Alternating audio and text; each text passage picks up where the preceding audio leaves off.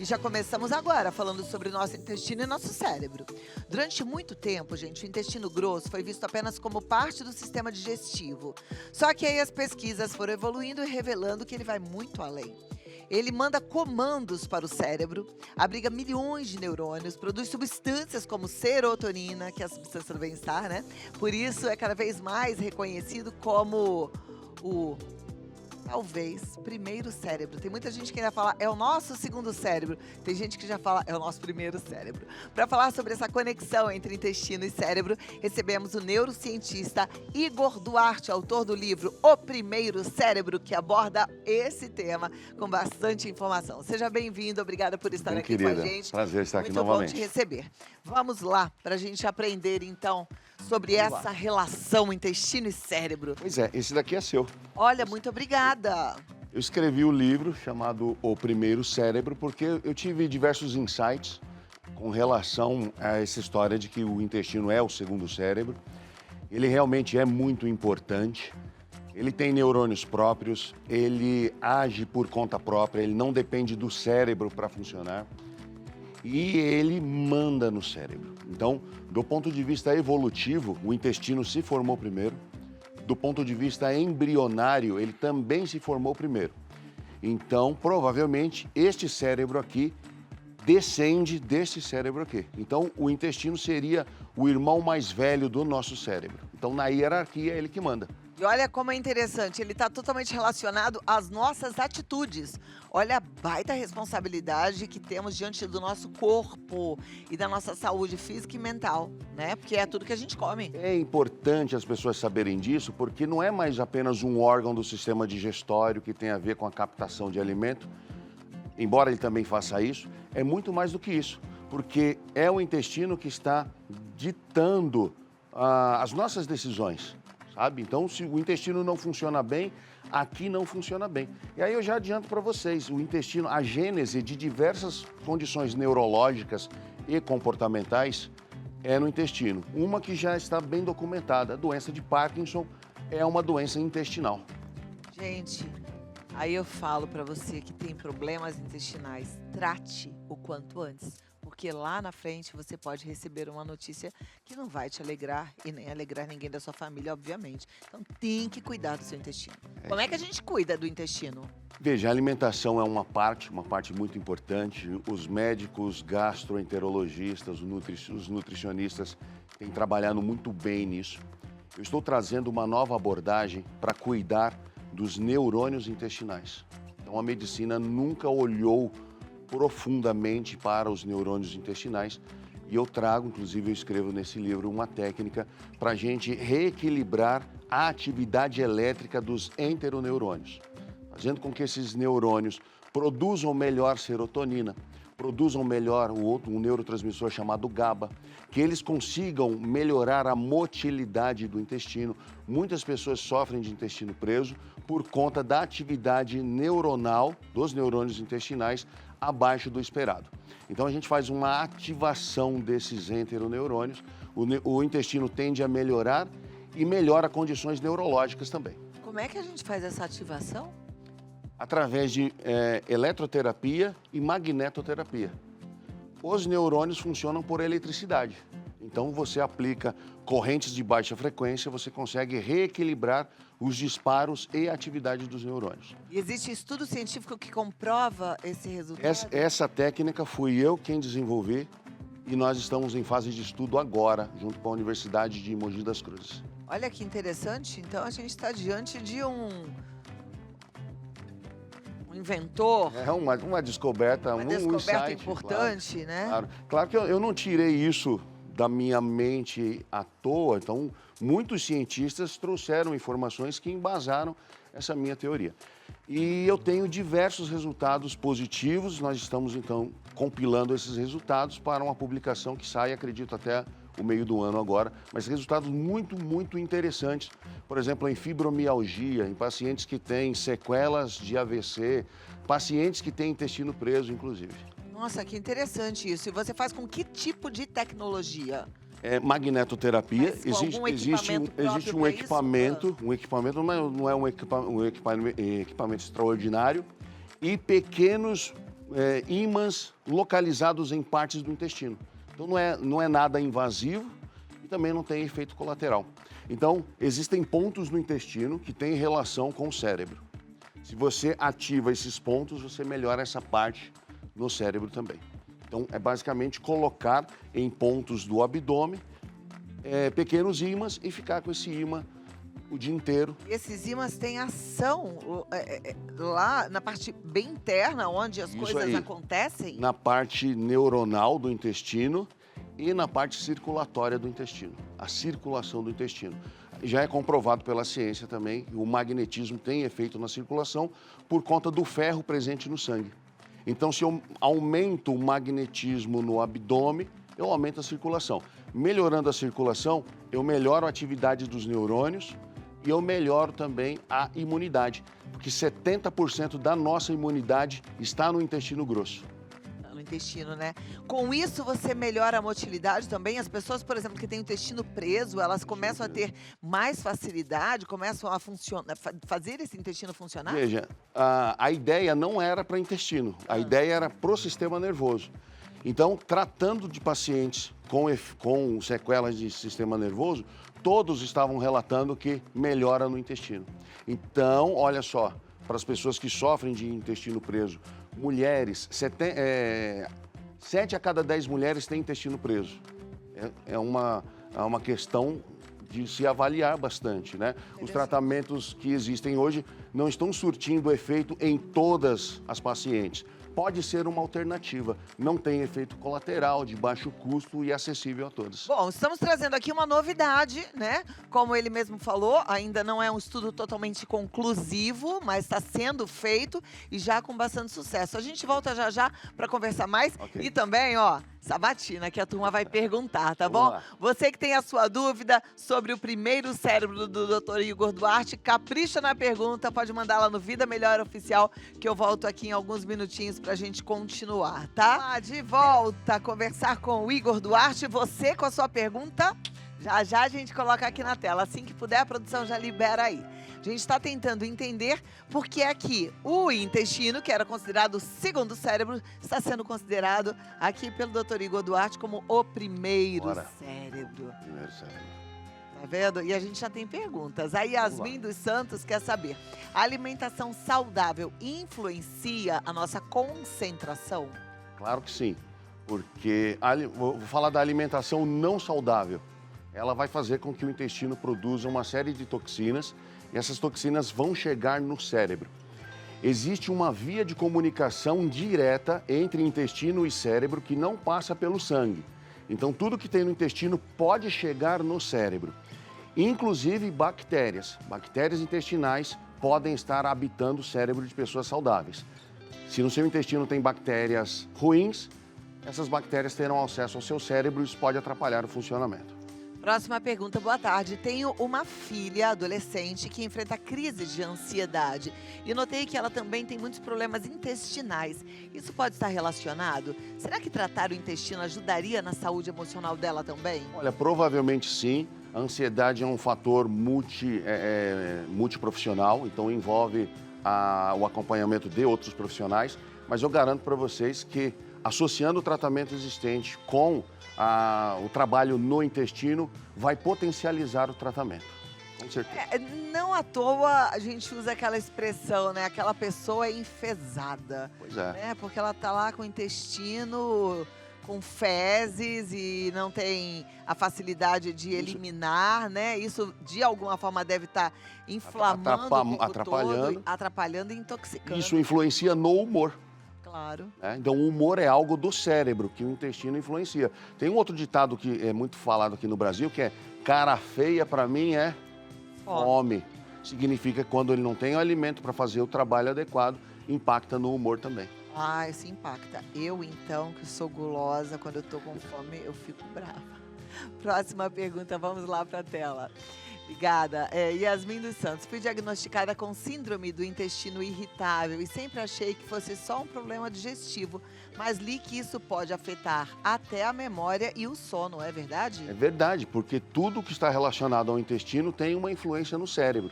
Então, se você tem uma alimentação que deixa o intestino irritado ou irritável. Isso pode ter um impacto no cérebro também. Então, uma parte dos tratamentos que envolvem intestino é a alimentação. Alimentação rica em fibras, muita água, mas agora eu estou trazendo esse olhar para reativar os neurônios intestinais, que isso vai ter um efeito na produção de serotonina, na produção de vitaminas, na produção de GABA e outras substâncias que são benéficas para o intestino.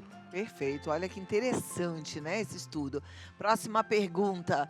Obrigada, Yasmin, por ter enviado a sua. Márcia Monfilier. Boa tarde, Cláudio e doutor. Quem tem diverticulose pode acarretar diverticulite em razão do estresse? E há alguma alimentação especial para quem teve diverticulose? Olha, eu não tenho bagagem para falar sobre a alimentação especificamente, né?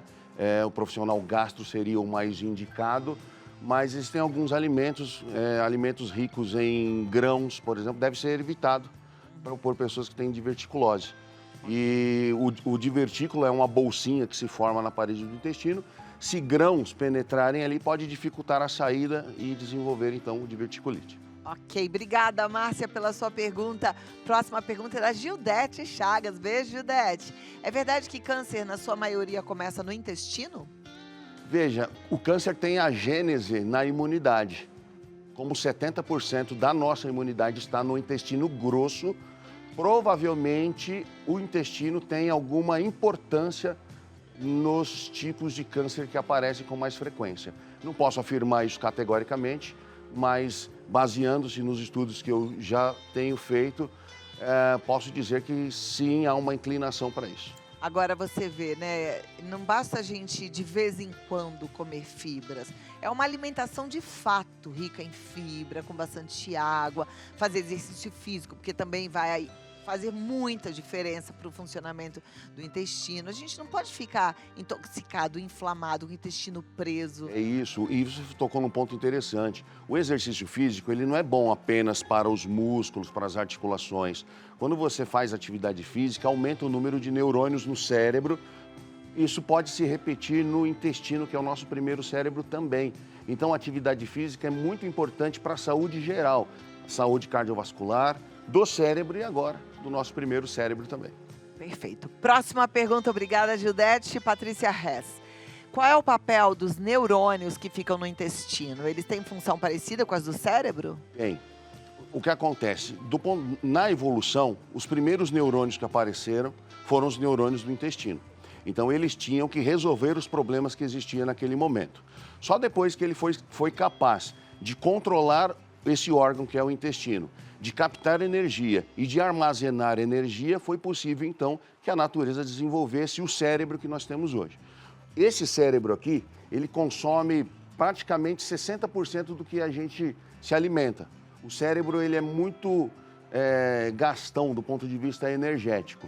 Então, os neurônios do intestino precisaram lidar, em algum momento do desenvolvimento, com se proteger de agressores, controlar o funcionamento, decidir como vai armazenar a energia. E hoje ele ainda faz isso. Todo o funcionamento do intestino independe do cérebro. Só para ficar claro na mente do espectador, o indivíduo ele tem óbito agora. O intestino ainda está funcionando. O intestino funciona por mais alguns minutos. Ou seja, não depende do cérebro para o intestino funcionar. Entendi. Olha, interessante, né? A gente não para pensar de forma tão séria. A gente sabe que tem que cuidar, mas agora foco. Foco, viu, gente? Intestino influencia também na nossa pele? Não, eu não estudei sobre a pele, não estudei. Então, tudo que eu estudei tem relação com o próprio intestino e com o cérebro. Tem muitos efeitos no cérebro. Mas eu não ficaria surpreso de saber que melhorar o intestino, melhorar a qualidade da pele também não. Você sabe que eu até acredito que sim, que melhora, né? A gente vê as pessoas que comem muito açúcar, que comem muita farinha, elas têm a pele normalmente mais oleosa, né? Elas muitas vezes apresentam até acne, tem essas questões. E aquelas que comem muitos alimentos oxidativos acabam envelhecendo também. Bem, né? também. Então eu vou ali dar um recadinho e volto já. Vamos lá, de volta aqui com o Dr. Igor Duarte, falando sobre o nosso primeiro cérebro o intestino com as perguntas que vocês enviaram. A Madalena Gomes, ela pergunta o seguinte: boa tarde, Cláudia e doutor. Tem um grau de estresse muito alto, demandas demais, durmo pouco, tem meses que sinto dor no pé da barriga, tipo cólica menstrual, mas estou na menopausa. Essa dor vai e volta e principalmente se acentua no estresse. Meu intestino é meu cérebro? Me alimento bem e faço atividades físicas. O estresse afeta o cérebro, afeta o intestino também. Tudo que afeta o cérebro tem um reflexo no intestino.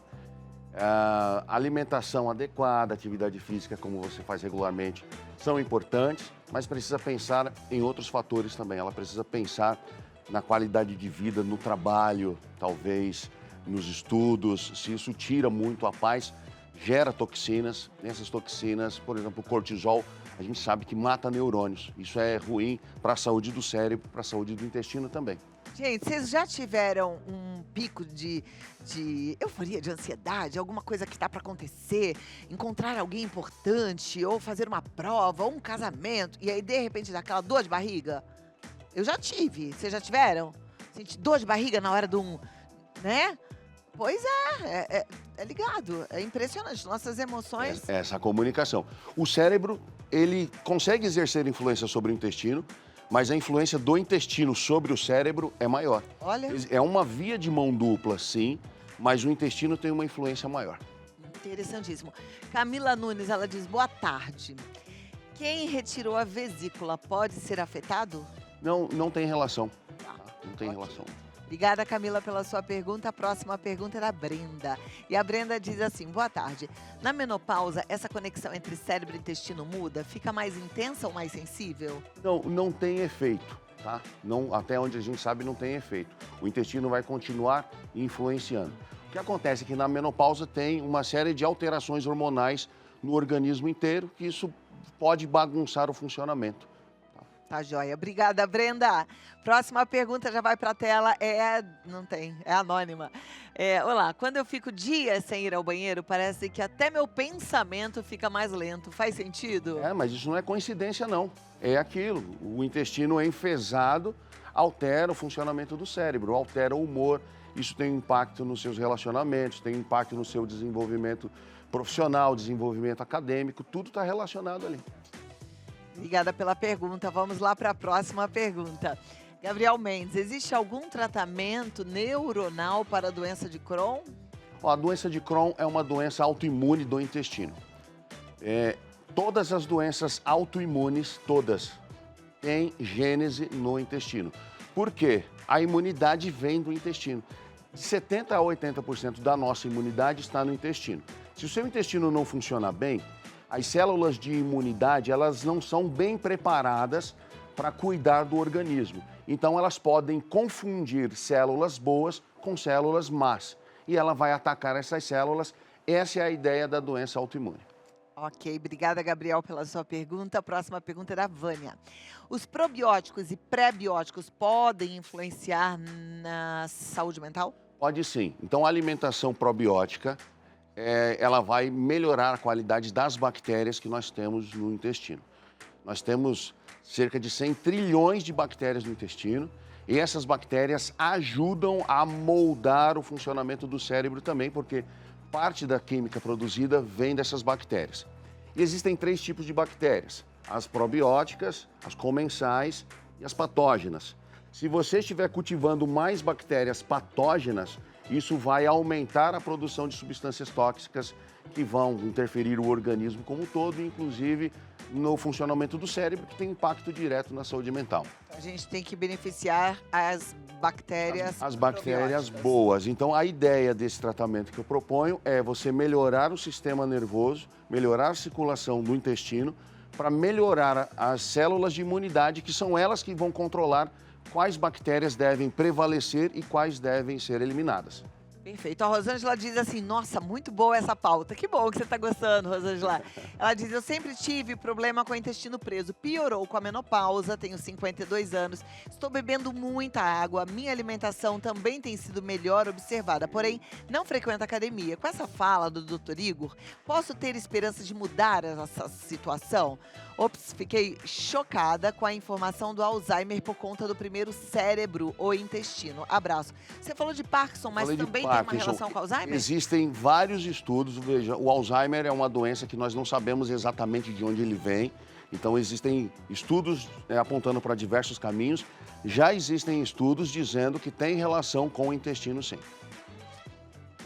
A gente vai descobrindo, né? Eu falo, a medicina não é encantadora? Porque é o tempo inteiro em evolução. Por isso é que eu gosto sempre de falar para vocês, assim, médico, gente, não, um médico bom não pode ter tempo de ficar o dia inteiro nas redes sociais. Desconfie. Porque se a pessoa fica o dia inteiro nas redes sociais, ela não está estudando, ou não está atendendo consultório, ou não está cuidando dela, ou não está cuidando da família. Tem que pensar nisso, né? Médico bom, ele pode até estar presente. Hoje em dia a rede social é necessária, mas não é o tempo todo, não. Cuidado, porque tem o bom comunicador que é bom médico, tem o bom comunicador que é bom marqueteiro e tem aquele bom comunicador, bom marqueteiro que não é um bom profissional. Fique atento, porque com a nossa saúde a gente não pode brincar. Concorda? É verdade. A Luciana diz assim, qual seria a dieta certa para o intestino saudável? É a alimentação hidratada, folhas ou alimentação rica em fibras e evitar ao máximo açúcar, carboidrato e alimentação hipercalórica. Aproveitando que a gente falou ainda há pouco de Alzheimer, a gente tem uma pauta hoje com um neurologista que estuda muito, que é fera, que eu até desconfio que ele seja um desses gênios da nossa geração. E ele vai falar sobre memória. E ele até lança assim uma pergunta, será que toda falta de memória é Alzheimer? Então, não perca, porque é um bate-papo importantíssimo e muito sério, tá? A Denise diz assim, faço atividade física, me alimento saudável, mesmo assim sofro de constipação. O que mais posso fazer para melhorar os neurônios do intestino? Veja, precisa aplicar descargas elétricas específicas para reativar os neurônios que estão funcionando abaixo do normal. Precisa aplicar magnetismo em áreas específicas para melhorar a circulação do intestino. Isso, você tem visto o resultado depois de quanto tempo? Constipação, 15 dias. É mesmo? Olha que interessante. Bom, tá aqui o livro do Dr. Igor Duarte, O Primeiro Cérebro, e o contato é o 11 9 54 50 37 37. 11 9 54 50 37 37. E no Instagram, dr.igorduarte. Muito obrigada. Querida. Até a próxima. Prazer em recebê-la. Prazer, meu.